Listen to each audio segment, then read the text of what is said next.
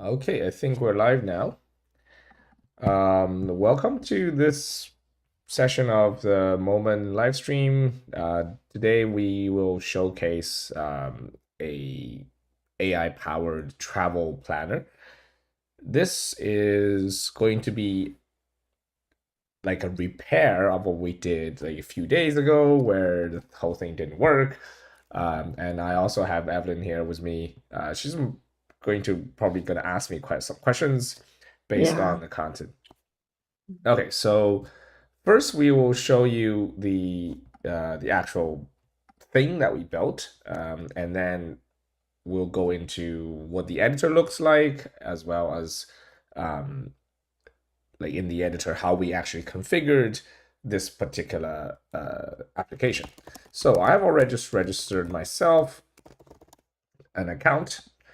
I'll sign in, and at the moment I have nothing in my travel plans. So I'm going to enter the city of the destination city. So let's say I want to go to, you know, Okay. Tokyo. Yeah, Tokyo sounds good. Tokyo, and then we'll start creating the trip. It's gonna take its sweet time, but that shall be fine because AIs usually take some time. All right, so now we're in the page where the content of the plan is, and we can take a look. Basically, it says we're going to go to Yoyogi Park, and then we're going to go to Shibuya Sky, Shibuya City Guy. I don't know what a center guy. I don't know what that guy is. Goen and Robongi. Okay, so that sounds good, and it has planned out the entire days for us. So day one is going to be Skytree, so that's I think that's towards the east of Tokyo, if I remember correctly. Then Asakusa is somewhere close by. So it looks like this is Akihabara is also to the east side. Okay, so AI is somewhat clever. It's not taking me around town the entire day, like from the west to the east. And then we're going to the Meiji Shrine. And I have never been to Harajuku. Okay, maybe it's because I'm too old. We are also going to go to Shinjuku. So now we're in the west part of, slightly west part of Tokyo. And then last day, there's a fish market, Odaiba to the south, and Tokyo Tower in the end. All right. Seems fine. So let's try to do something here. Let's say, can, like, I don't like fish, but I like Gundam a lot. Let's see what it's gonna say. Gonna ask it. See if okay. I've updated the travel plan to include the visit to Gundam Base, Tokyo, at the Daiba City, Tokyo Plaza. In day 3 morning, you'll be able to see life-size Gundam set. That's not bad at all. So it has changed our plan for step 7. But what if it's still, yeah, so it got rid of the Tsukiji fish market, which Yeah. is exactly what it's supposed to do. And so that's pretty clever. So let's try something else. It says Meiji Shrine. I don't really like the Meiji Shrine because I've seen too many of those. Maybe I like the parks better. So not too many shrines. I have seen enough.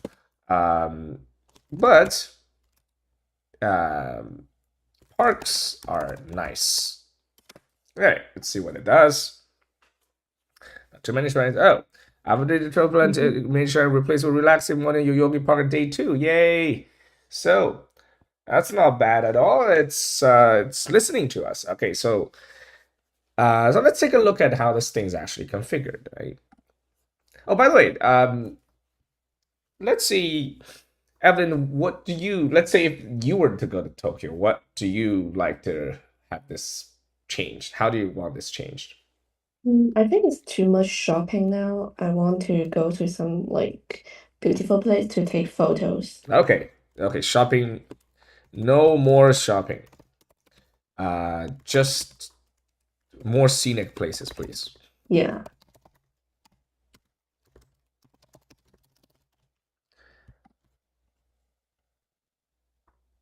What did it say? After the remove shopping and entertainment district Odaiba and replace with Shinjuku. That's not bad. You are going to the Royal Garden, Wow. and if I remember correctly, that place was reasonably photo worthy. I think Like just reasonably. reasonably. It's been a while. Okay, so now we've seen how we can use this to check things out. Let's go back and see how this entire thing is configured. Uh, Yeah. the editor itself is made up of for the viewers that are new. The editor itself is made up of the UI editor, which is what you're looking at here. You get the pages to the left, and here's the page structure. You can see Mhm. different breakpoints. So you got phone and desktop, and then for each of the breakpoints, you can adjust the different styles to the right. We call it the properties panel, or sometimes we just call it the right panel. And on top of that, we got the data, which is where you would see the tables set up. In this case, by default, we're given the account table, and we have some system tables that has something to do with the AI. And plan is going to contain the plans that we generate, and each plan is made up of multiple steps, which is why you see that each plan has a one-to-many relationship to the steps. And a plan has a city, has an overview, and each step has some details. You can look at the actual content of the database here, and you can see that I am this one over here. I'm the second one that has registered, and you got the steps that are associated with a plan. Okay, and then you got the API integration. We will be looking for deeper into this. And each one has serves its own purpose. You can see we have some like Google Maps related stuff. And action flow is where you have the backend multi-step logic, and we will be making use of this and using them as tools for the AI as well. And if you look at here, you got the AI. So we got two AI agents here. One of them is the initial plan um, generator, and that's going to just generate a plan. And then the other one is the plan adjuster. So that is going Oh. to yeah, you gotta yeah. So this one is going to that's responsible for what you see over here when we ask the AI to do certain things. It's gonna adjust the plan for us. So that kind of wraps up the entire editor, and then let's take Mhm. a in-depth look of how things work. The first page is a page we just landed upon, and if we log out, that was the first page, and you basically have a view in the middle that is has some padding. So we got this padding around all its children, so makes things just slightly nicer. And then I think it has a gap of 20 as well. Yeah, so these things are separated by 20 pixels. It's for Oh. visuals. And then you got the inputs here. Um, one for username, one for password, and I clicked on sign in. So what really happened here was we're gonna try to sign in with the password, username and password, and if it's successful, we would go to the dashboard. So you could also look at the logic here. So we would log in. If successful, we show a toast and go to dashboard. Otherwise, we'll show like sign in failed, and we'll try that out. So instead of Jiang Yao Kai, I'll be like, wrong password. When I use the wrong password, I get sign in failed. And if I use the correct one, obviously that's going to take me to the dashboard. And in the dashboard, we will see a create my trip thing, which we will try out again. And then the most prominent part of that is the list of all the plans that we have. So the list contains all the plans that belong to the same the current logged in user. That's what this filter is doing over here. Okay, and the way we configure this is like on this particular image, we can delete the plan, but really we should delete all the steps first before we delete the plan. So let's just add that. Delete step. Otherwise, you just have dangling steps, which is okay, I guess, but and then we can just delete this part. Okay, so delete step. We'll say that the steps plans ID is equal to the current plans ID, because that particular item is of the type plan. And we'll just delete all that. I think that's good. And once that's successful, we will delete the actual plan, and then we'll refresh. Okay. So let's try that out. Once we click on here, the entire plan for Tokyo would get deleted, and the data should reflect that. We should have nothing in steps because they all belong to the same plan here, and then we'll have no plans over here. So let's do that. Click, and we'll refresh. That's all gone. Go into here. That's all gone. So that's as expected. Now we have no more plans. We're going to generate a new one. So what happens when we click on create a new trip? So first of all, we're going to show a model. That model is just a loading screen. That's just for aesthetic purposes, so that people know, the user knows something's going on. And then we'll start an action flow. That will be the trip planner, sorry, the travel planner. We'll see what the travel planner does, but the parameter that's passed in is the account ID, the current logged in user's account ID, because we only want to be planning trips for ourselves. And then we have a preferred city, which is taken from the input box that we have on the page. And when we're successful, we will go to the chat window and also hide the model view. And if not, if we fail for whatever reason, we'll show a toast and we'll also hide the loading view. Okay, so that's basically what's going to happen. And as I said, we were going to look at the actual travel planner action flow, right? So the input will match exactly the argument that we pass in. So there's an account ID that we need and the preferred cities. I just wrote a single one previously, so this time we might do like 2 cities. So let's say like Tokyo and Kamakura or something. And we'll generate a new plan. So that plan is going to correspond to your account. That's where we pass in this one. And then we'll invoke the AI, which is the travel planner 1, we called it. And then the output of travel planner 1 will go into a custom code where we do a bunch of updates to basically we'll write the content of the travel planner 1 into the database. And then we'll try to invoke the other AI, which is the adjuster. And the adjuster is going to look at the generated plan initially and decide what to do. We'll look at what these both do right after this.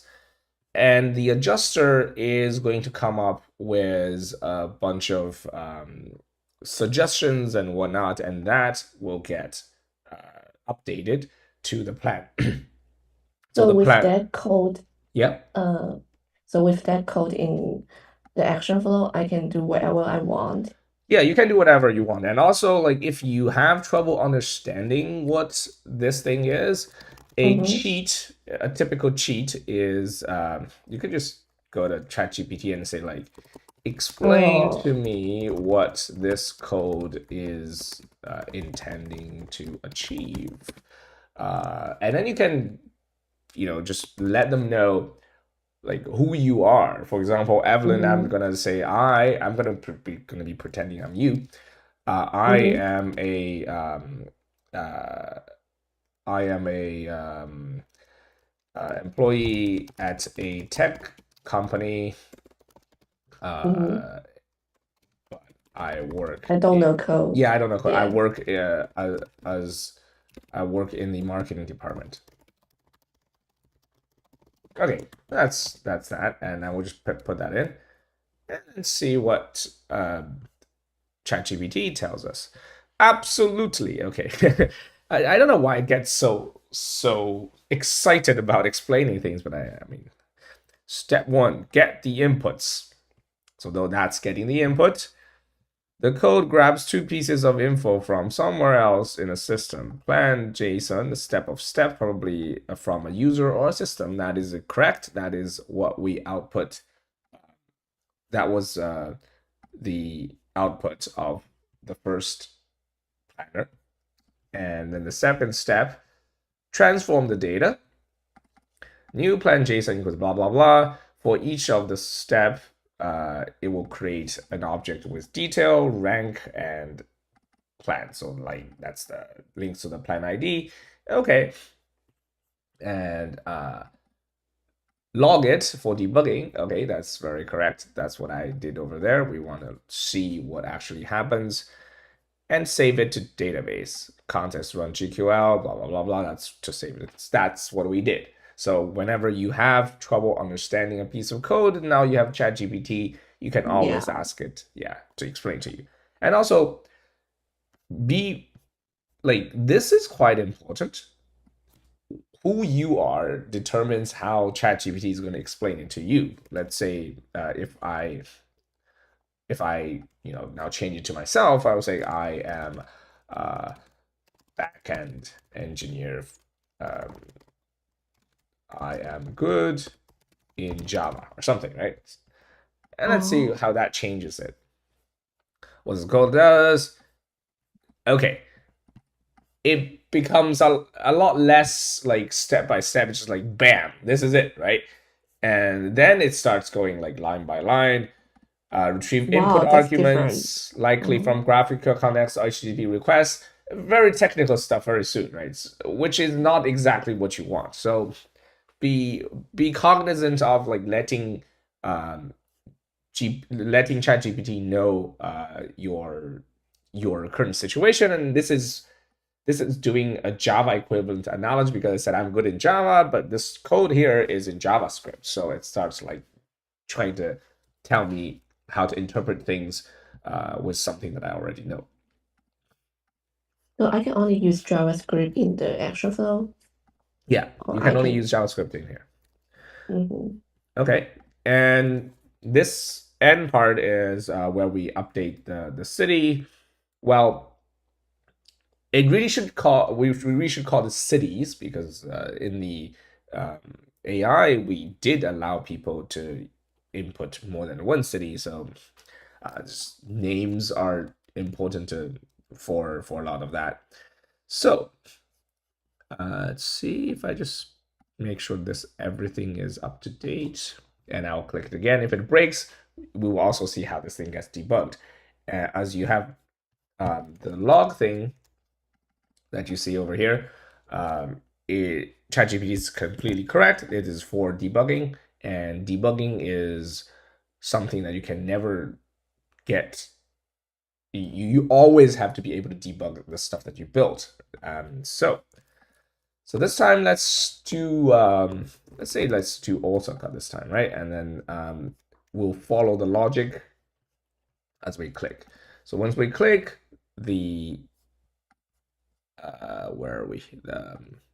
Once we click to refresh memory, we'll see the model that's loading. We'll start running the action flow. The action flow will run an AI. The AI is going to be, the output of the AI is going to be stored to the database, and eventually we'll go to the chat page. We'll go to the chat page, and the model will disappear. So Osaka. I'll click on that. You see the model showing up. And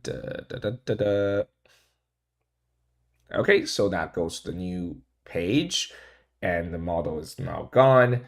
And if we check in the database, we should see a new plan.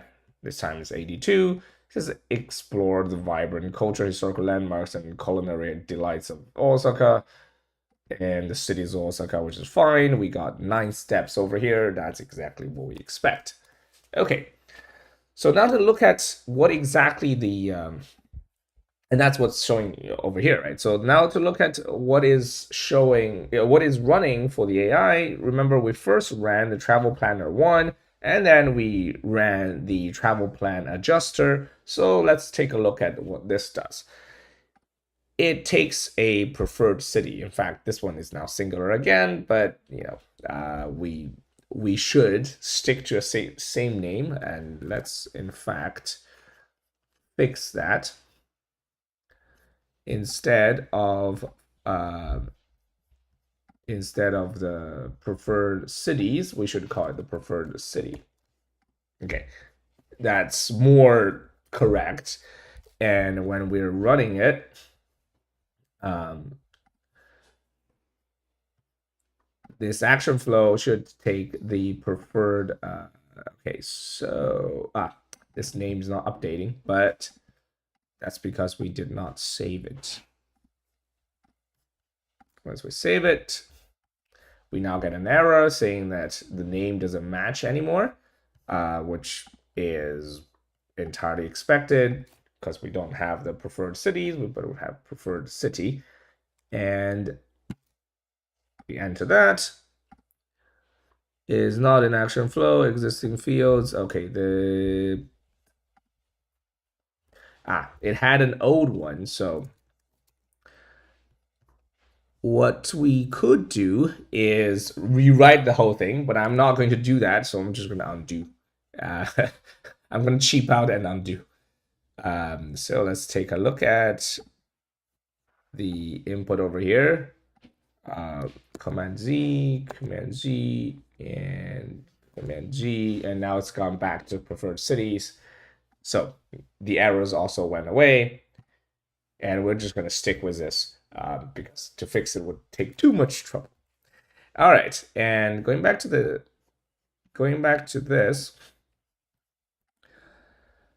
the preferred city is conditional data, and why we have that, because if the preferred city was actually empty, then we wanted to show something else. So if it has data, then we input the actual thing. Otherwise, we just say unspecified, right? That means if we go back here and just left it's empty and clicked on create a new trip,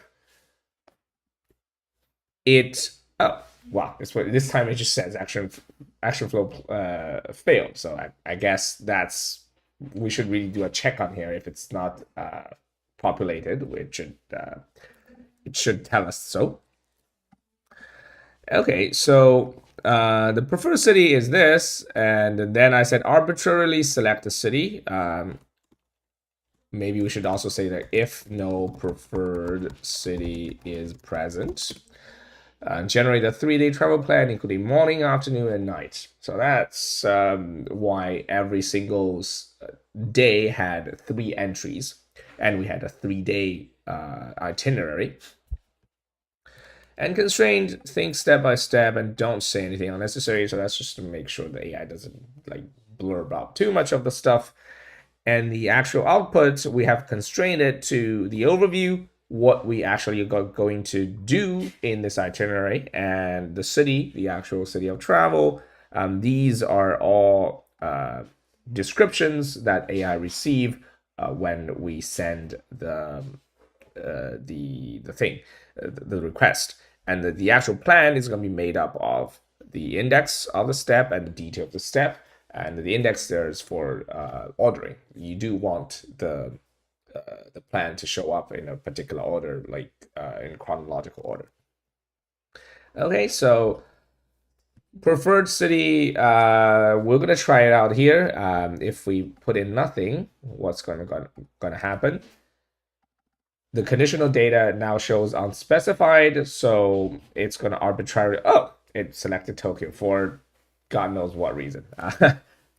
This is because we did set temperature to pretty high, so it's gonna be random. If we try it again, it might this time pick you something else. This time it's San Francisco, so it's gonna just pick arbitrary cities, usually popular ones, because we are trying to do a travel planning. And if we did, say we do Nagoya, right, and that is obviously going to say the preferred city is Nagoya, and the AI received the instruction of how to respond. That is, this corresponds to all the setting over here. You can also see the description of the plan, the city of travel, and the detail of the step. These are all the things you observe here, and it's going to generate us a structured JSON, which we will then put into the database. Okay, so that's the first AI. And if we remember, the first AI is going to be inserted, the output of the first AI is going to be inserted into the database. And the second step is it's going to get the plan and run travel plan adjuster. So let's take a look at what travel plan adjuster does. It takes a single argument, which is the plan ID, and the role, again, is very simply just travel plan assistant. It says figure out what is interesting near the destination. The destination is going to be, so first, how does it find the destination, right? So we find the destination because we fetched the content of the plan out. So the overview of the plan and the city involved in the plan is going to be extracted. And then the second step is search for information about each interesting point. Okay, so this will involve some kind of searching, which we haven't shown you yet. So it's doing something under the hood, and then modify each step of the travel plan accordingly. So that is going to, it's going to operate on the database directly. Okay, so how did this work? The current travel plan ID. Well, this one is actually not interesting. It's somewhat interesting. We should put it there. Or the other way we can do it is just include the ID here and get rid of everything here, right? And near the destination, according to the plan in the database. Okay. All right. So the plan that we had was 82, if I remember correct. So 82. So let's see what the travel plan adjuster will do if we do plan 82. We'll start the conversation, and this is the prompt that's sent to the AI. So first of all, you got everything up here. The role is a travel plan assistant. That's what we wrote here. The goals are, one, figure out what is interesting near the destination, and search for information about each interesting place, and modify the steps of the travel plan accordingly. So those are the things that we wrote here. And we also have a line that says use tools if you need it. So that's some typo over here. So the context corresponds to this section, and everything that you fetch from the database is going to come under this portion. And our filtering is that we only fetch the plan that correspond to the plan ID. In fact, I would not do this. I'll get rid of that and then just use the relation over here to fetch the actual steps of a plan, right? Because that's more natural. You have the plan with all the associated steps. Okay, so let's try to run this again. Okay, this time let's get all of this out. And we'll take a look at this in Visual Studio. So it's easier to look at, right? So you got it from the database, and that's a plan that we fetched. It has a city, the overview, those are things that we specified. The city and overview, those were things that we specified that we wanted, and the ID, and that's the field we specified we wanted, and all the steps.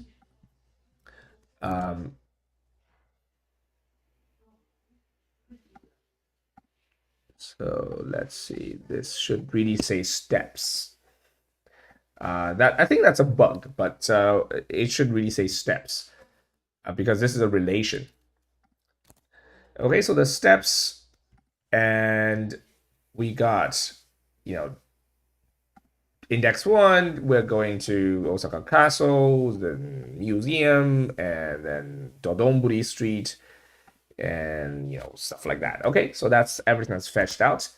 And it's also like the first thing it did was it called a tool, get longitude and latitude. It said Osaka, and then we got the information about Osaka, and this particular tool is an API.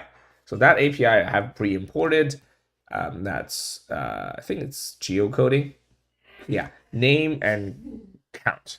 Right. So this particular one is going to give you a list of names using the name we passed in. That's the name of the city, and it's going to give us longitude, latitude, and elevation, all that really relevant stuff. And I should go back, and then we lost our debugging session, so we'll just try it again. We're gonna waste a ton of tokens, but such is life. So we got the Osaka here. We have a bunch of information about it. We got the longitude and latitude over here, as well as the elevation. So it also fetched like 5 different things. Apparently in Shizuoka, there's another Osaka, but that's like the small Osaka. The first one's like the big Osaka.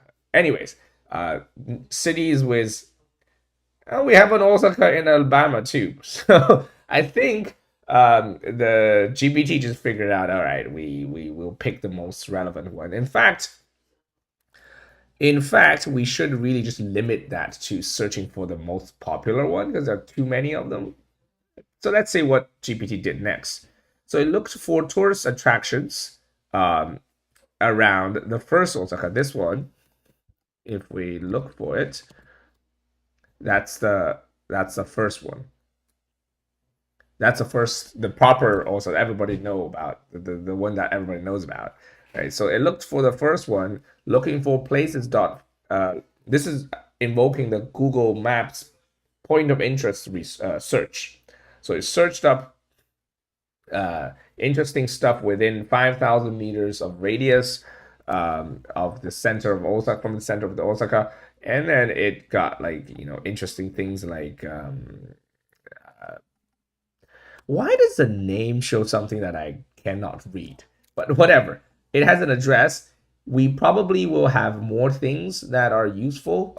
So let's take a look at what choose fields to return. So that's what Google allows us to return. So places detail. I remember this thing had like display name. Yes, display name is what we want. So let's change that to display name. So that's going to be a lot more useful. And the way we do that is by going to the POI search and ask it to include display name instead of the actual name, because we don't really care about the name that much. Okay, we'll confirm. And the search of latitude and longitude, instead of 5, we'll just say 1, right? We just want the most popular one. All right, so we'll try it again. This time it ran the search, so we got the proper coordinates of the city, and then it ran 11 tools. I don't know why it ran 11 tools, but let's see what the hell is it trying to do. It did a POI search on Osaka. It got some interesting things. Osaka Castle. Ooh. Sorry. Yeah, it started. It got like Dodonbori Osaka. Okay, let's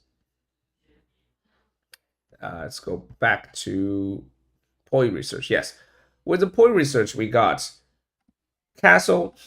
This is a district. This is like a particular road, and some tenkaku. I've never heard of that. Umeda Sky Building. All right, shopping.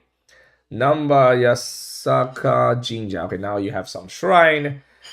And then we invoked another tool called Search Online for all these things. So Osaka Castle,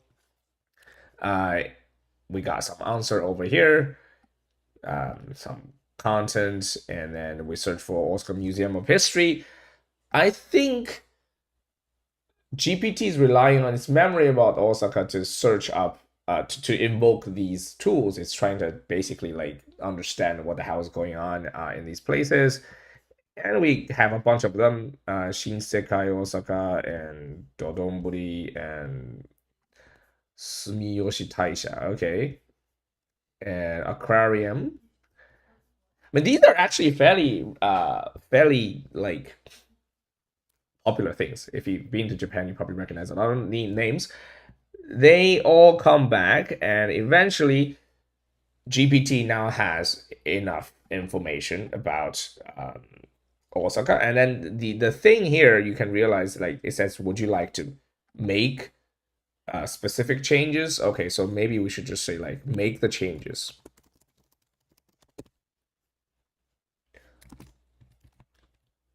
Wait, what? Help me write. What is this? That's probably Google's new thing.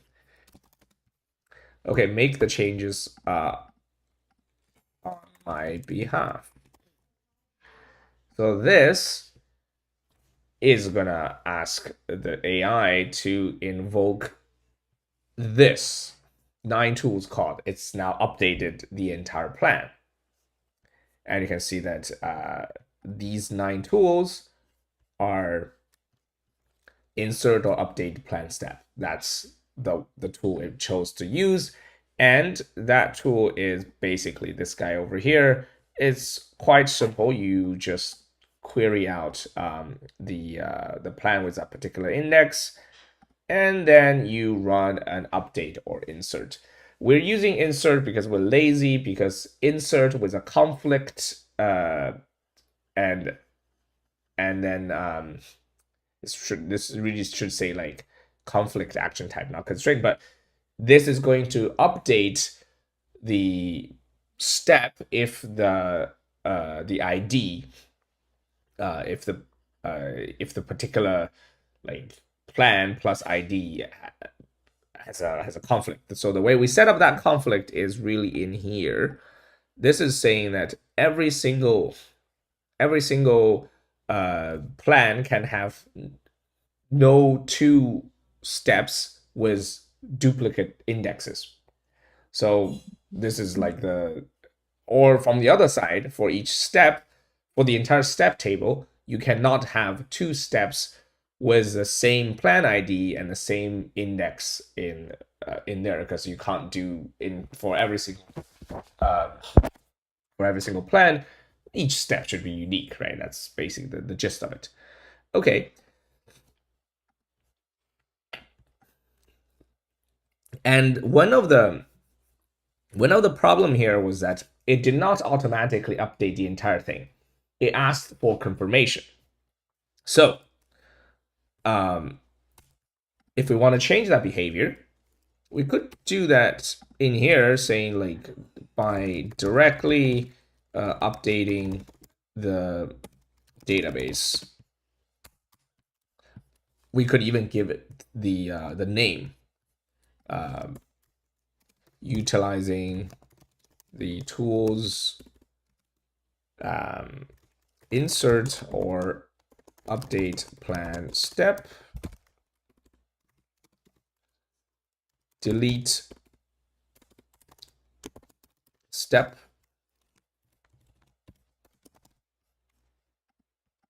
Okay, so this time we should have it automatically call the update things in the end.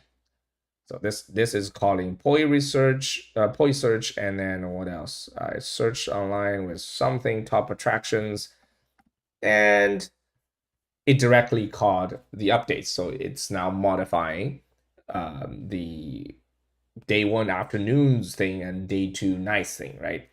So that's like the whole idea. All right, so now we've gone through like what happens when we clicked on create a new trip. Now, if we go to continue planning, what is going to go on? What's going to happen when I click on ask me? So we will go to the chat, the chat thing, and we have this ask me, and let's see what's going on. It's just trying to continue the conversation using the plan adjuster. And once that's done, it will clear out the component value.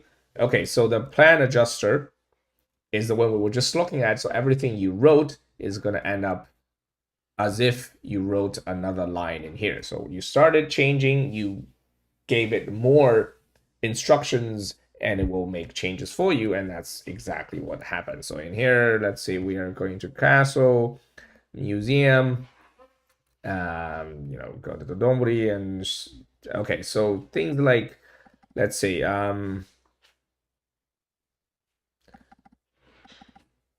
largest aquarium. Maybe like I don't like aquariums, right? I don't like. We can also take a look where that data ends up going. I don't like aquariums. Fish scare me. All right. So we'll do ask me, and I say, okay, we'll remove that, such as, yeah, food would be nice.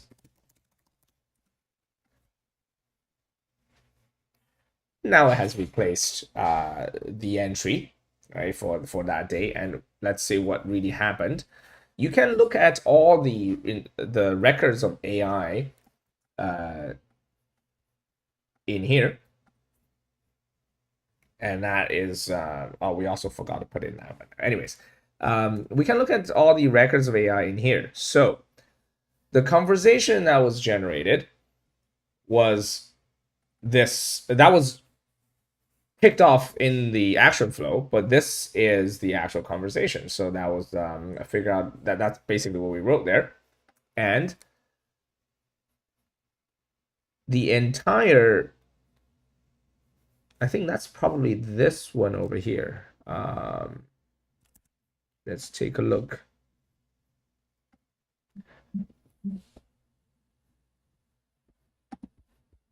Okay, let's take a look over here. So the way you read this is the beginning of the conversation. That's what we sent to GPT initially. And this is the tool call. Oh, this is the Tokyo one. Sorry. We needed the... All right, we'll just create a new one so we don't get confused. This time we'll go Nagoya. Oops. That is odd. So let's take a look what went wrong. It's probably because I did not update the backend. I changed something, but not did update the backend, so things are broken.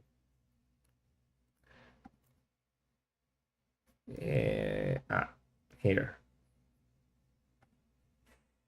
On set. Okay. Missed that part.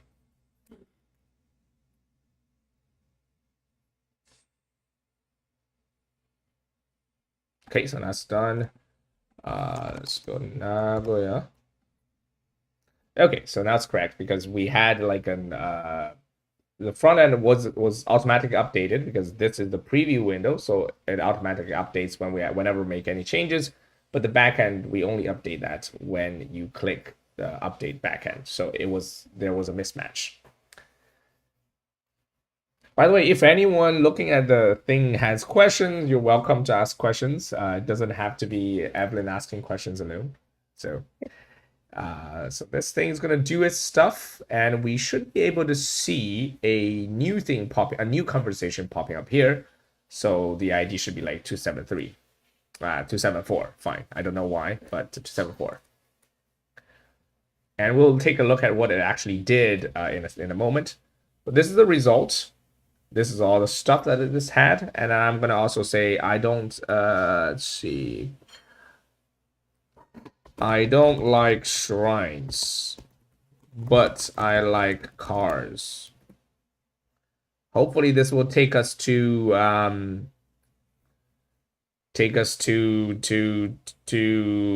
Toyota's factory or something. Let's see what it does.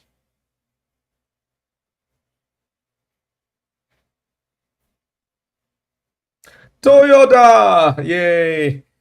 Okay, so that's a success. So let's see what AI actually did over here, right? Initially, the first message that was sent is just this. It's the same thing that we It's the same thing that we saw previously, but I'm just gonna copy it out. The plan, the role, the goal, the context. It's just shown in a more disgusting format, but this is what we saw previously. And then if we just close this one, this is a first message sent by the AI. It contains invocation of 8 tool calls. And it did search online for a bunch of stuff, such as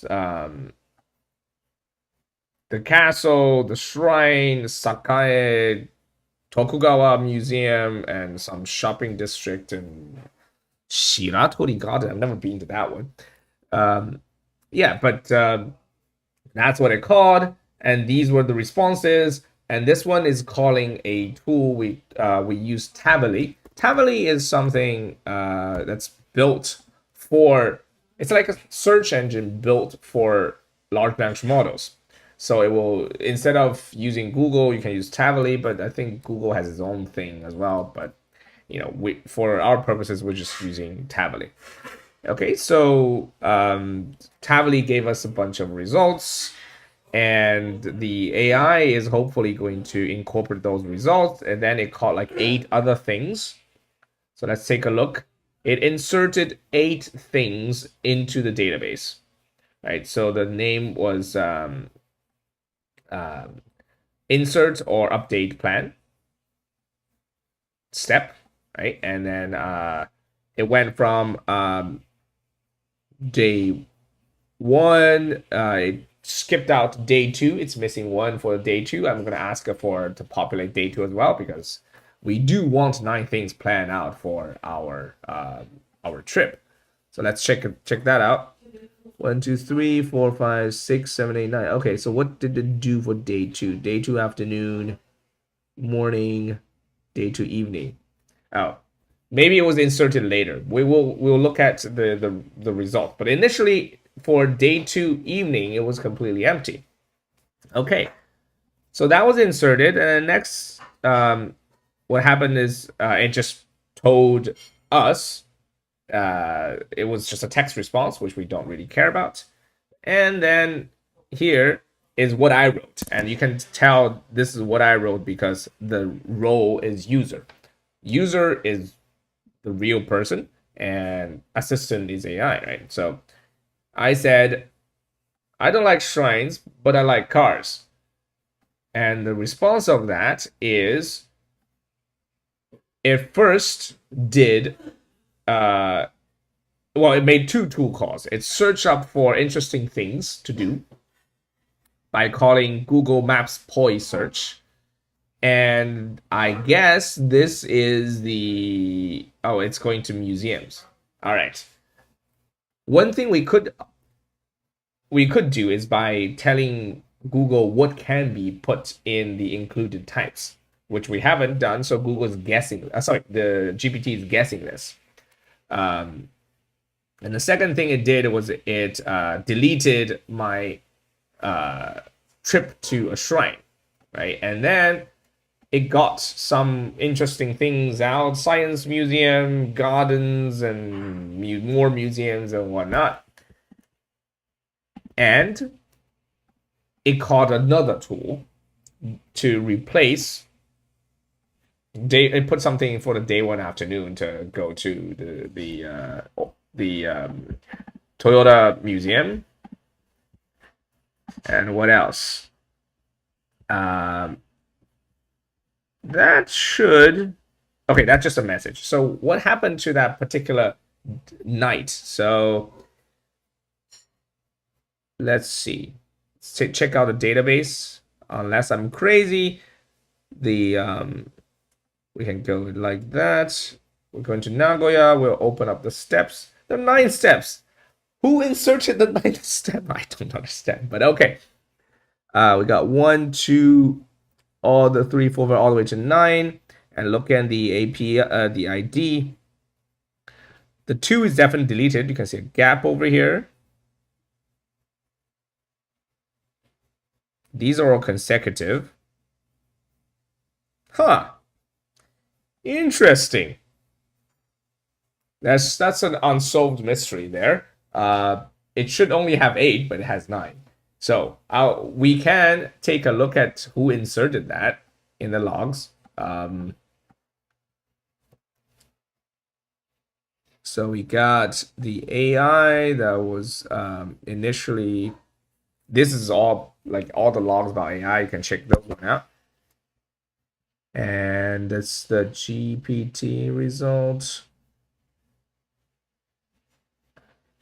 So you can see all the things in here in the log, like every part. Yeah, everything that happens in the system, you can take a look at here. You can associate them using this trace ID thing as well. So when you use the trace ID, only that particular request shows up, and you can look at everything that has happened with using this trace ID. So in here, there is like AI doing stuff, and then there's these messages, and you can also see like the actual each step of the of each action flow as well. You can also break them down here. These are the AI steps. These are the database accesses for that to serve that particular request, and whatever front end request that triggered everything. So in here, we're saying send ZAI send AI message, and that's the one I sent. I don't like shrines, but I like cars. That's the content of my text. Yeah, and that's I'm apparently looking at the wrong one. So it's probably a while ago that we did it. So let's see what is in here. Debug conversation. I don't really want that. I don't really want the account. So last 15 minutes, we will be looking at. It's probably a mutation, and so we'll just search for mutation. Send AI message. That's the one I sent. And create action flow. That's the one. That's the one. And then we can look at the trace ID.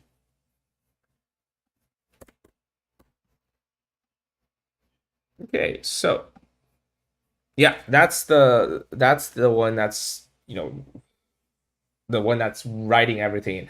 Oh, I know now. The reason there was only 8 calls to the tool is that the first AI already created 9 entries into the database, so the second AI decided to change 8 of them, not the ninth. That's why they looked different. Okay, mystery solved. All right. Okay.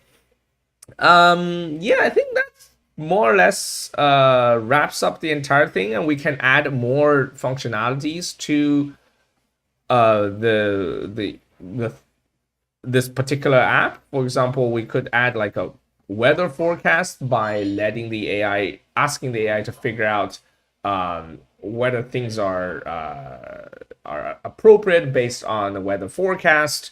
So just to show that, we could say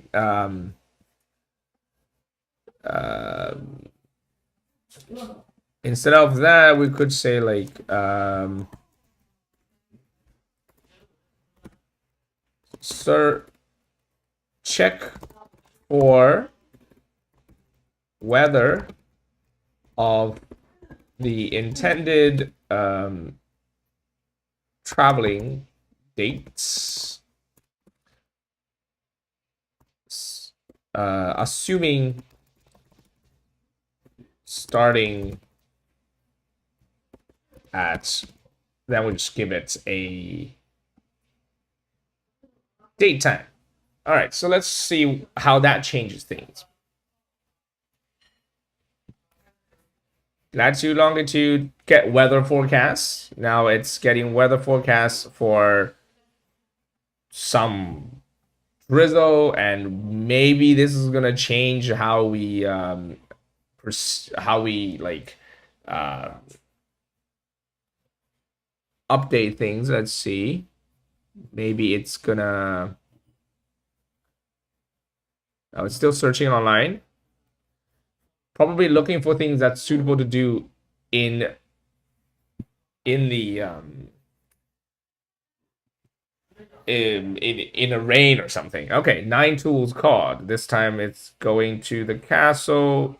Okay, what is the reason it for to accommodate the weather conditions, right? So you could add a bunch of that. You can give AI access to more APIs, instruct them to do more checks, and in the end, you get a fancier and fancier app.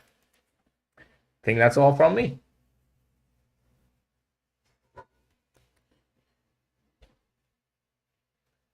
If anyone have any questions, time to ask. We got a minute and a half. If not, we'll call it a day.